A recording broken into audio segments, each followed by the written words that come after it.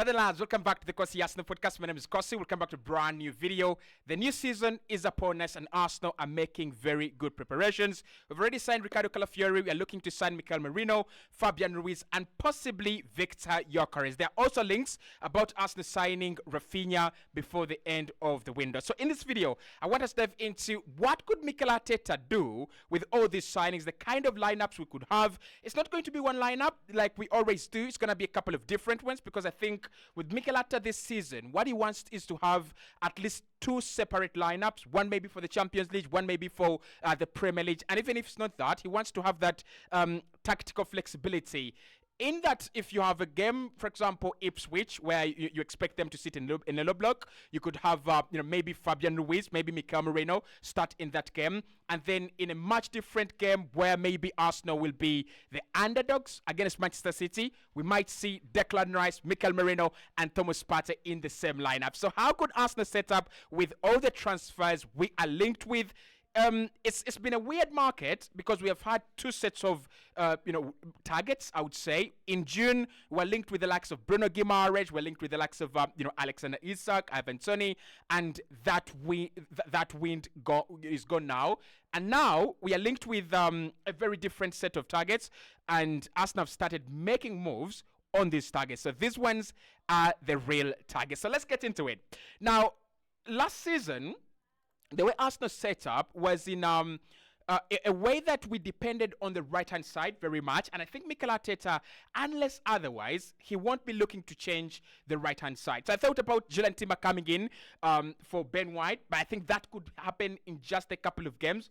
I don't think we're going to see a lot of that. I think White will play a lot of minutes next season on the right-hand side together with Odegaard and Saka. They did form that triangle on the right, and it created a lot of goals, goal-scoring opportunities for us.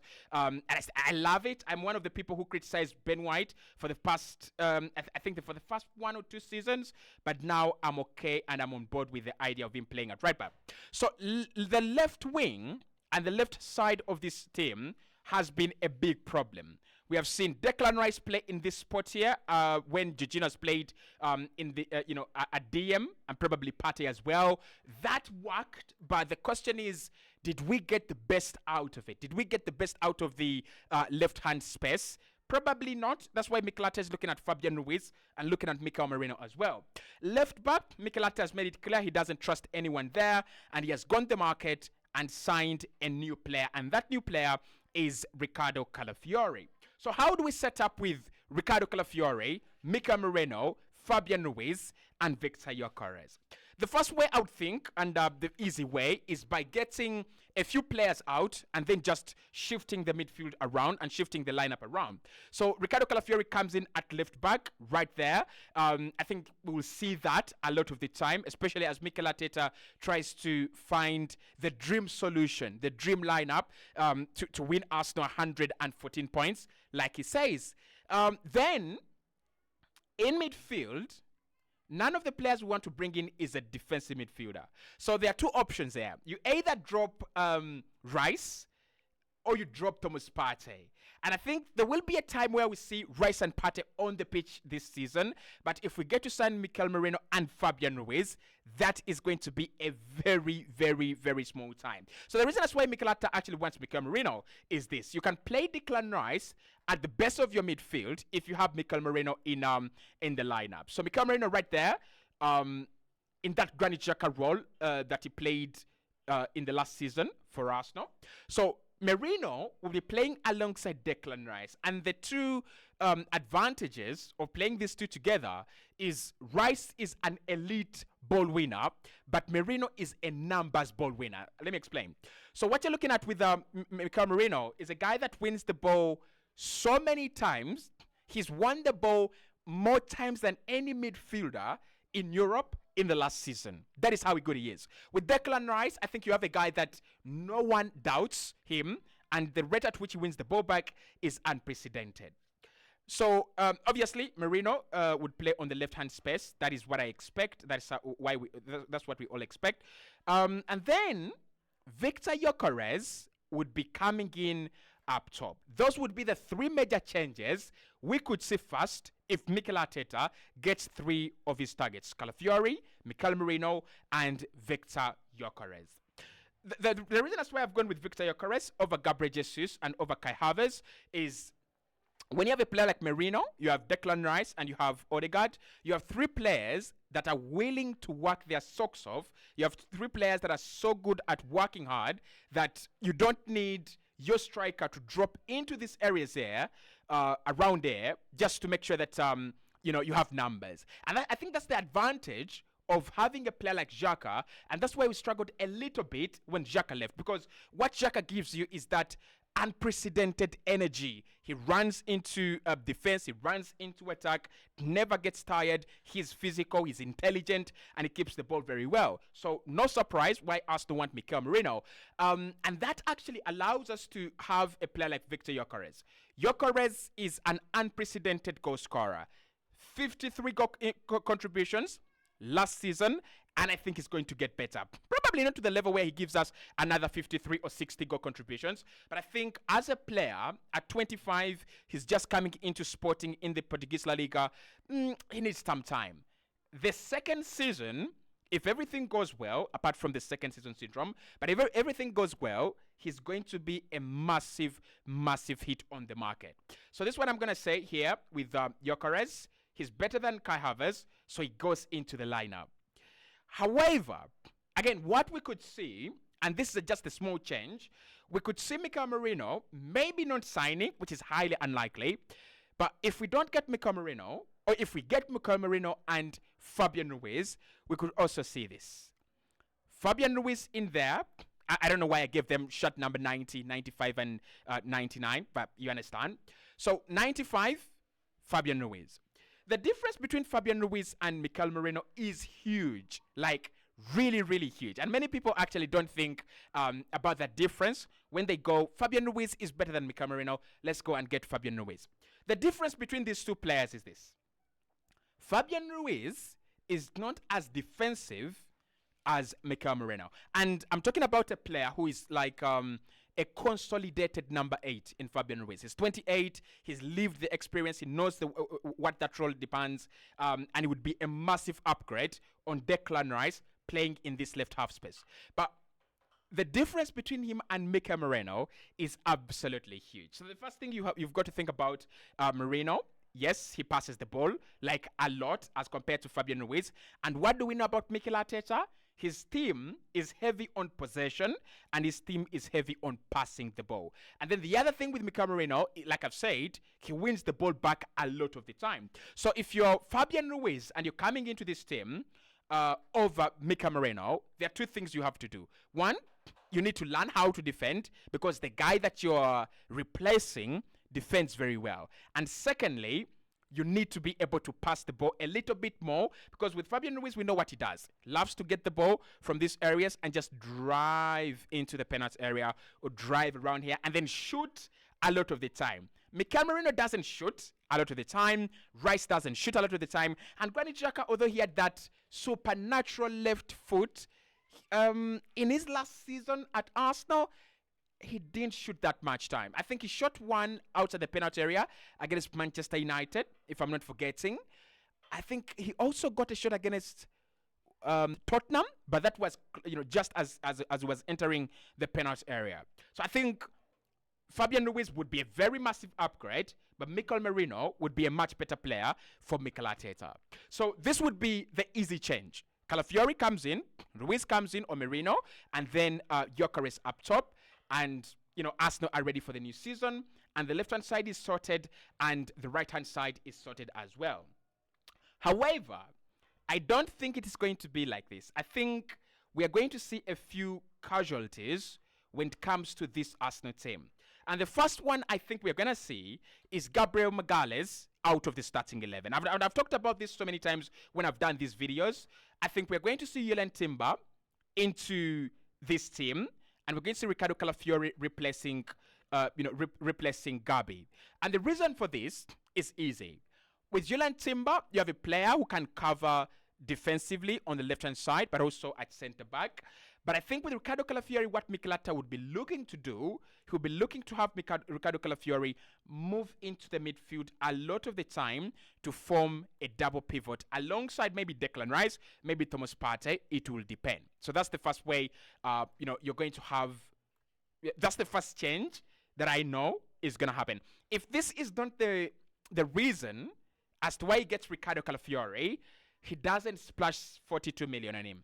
Trust me, he doesn't, and he wouldn't splash 42 million on Ricardo Calafiori if he's not going to use him as regular as this. So the Ricardo Calafiori is the first one that we're going to see. He drops into centre back alongside with Saliba, White, and Julian Timber. Many people might not like this, but I can see it happen. The other change that we are going to see, presumably, we think Merino is going to be here, and then Rice here, and then Odegaard here. What if it is not like that? What if we're going to see a couple of other changes? And the changes I'm thinking about here are this. What if Mikel Merino or Fabian Ruiz comes in, but then they don't play as a number 8, but rather as a replacement for Odegaard and maybe a number 10. So Odegaard has played predominantly right here and in these half spaces and then as a 10, and that has actually worked very well. So you could still have Declan Rice alongside Partey in the midfield. I know many Arsenal fans love this. So Declan Rice alongside Thomas Partey right there. Now, instead of having Mikel Merino and Fabian Ruiz at the tip of this triangle, I mean, it's a triangle, you could see Odegaard, Rice, and Partey. We could have Odegaard just getting some time to rest or some time off, and then you could have Kai Havertz play there. Just. But I think what we are more likely to see is Mikel Merino right here. So I think we will see Mikel Merino on top of this triangle lots of the time. And I'm not saying we're dropping Odegaard. I'm trying to say 80 minutes in the game, 75 minutes in the game, or something like that, right? Of course, this triangle is very, very flexible. If you take up Thomas Partey, you just change Declan Rice into that position, Mikel Merino into his position, and then you could have a player like that, like Fabian Ruiz at the top of the triangle. So that is another thing that I think we will see with all these players. Victor Gyökeres is an interesting one because he's an out-and-out striker. I don't think there's so many ways to use him. I don't think there's so many ways Mikel Arteta is going to actually tweak the lineup to fit his abilities. So it's either you play him up top as a striker or you actually don't. It's as simple as that. But the coming of Victor Gyökeres could actually change the way we set up top again. Because Victor Gyökeres is like, these traditional strikers. Nicolas Fulkrug, who else? Ferguson at Brighton, the likes of Berbatov, Fernando Torres, that kind of striker. He loves to be serviced.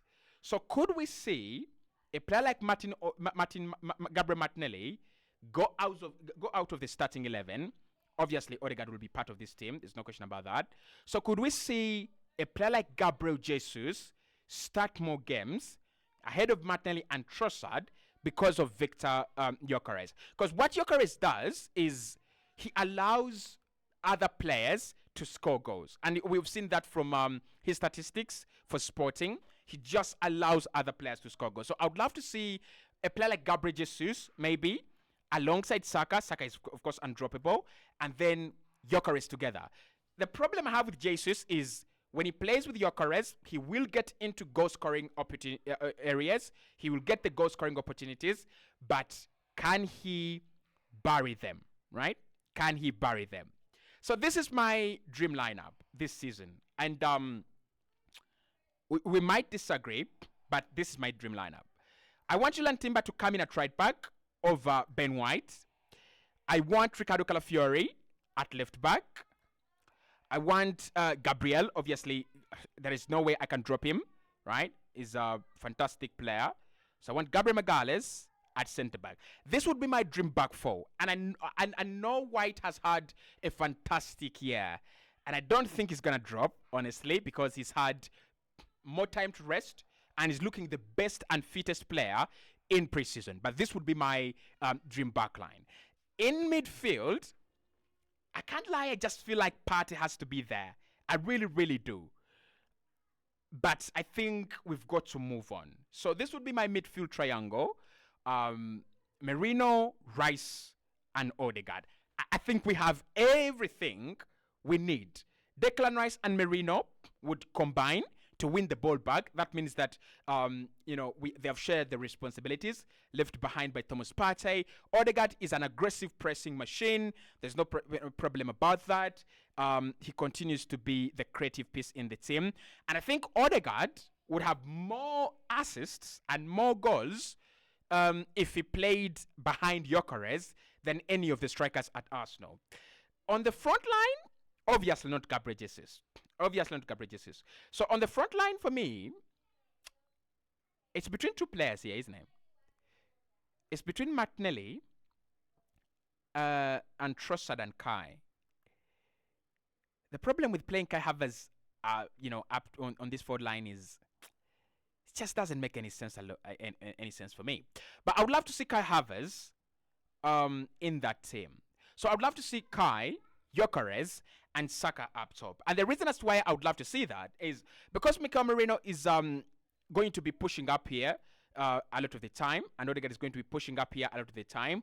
We can have an attacking five that is protected by Declan Rice, and then you have the likes of Ricardo Calafiori join up. You have the likes of Julian Timber join up. This is why this is my dream lineup, because like all the players are so comfortable on the ball, like they're freaks of nature on the ball, and we wouldn't have any reason to actually panic. But also why I want Kai Havertz in that team up top especially is with a player like Ricardo Calafiori, I bet he would score more goals as compared to not having... with a player like Victor Gyökeres up top, Kai would score more goals as compared to having like himself up top or having a player like Jesus as striker or Eddie Nketiah. So I want your thoughts there. But Mikel Arteta, this is a lot of talent to deal with.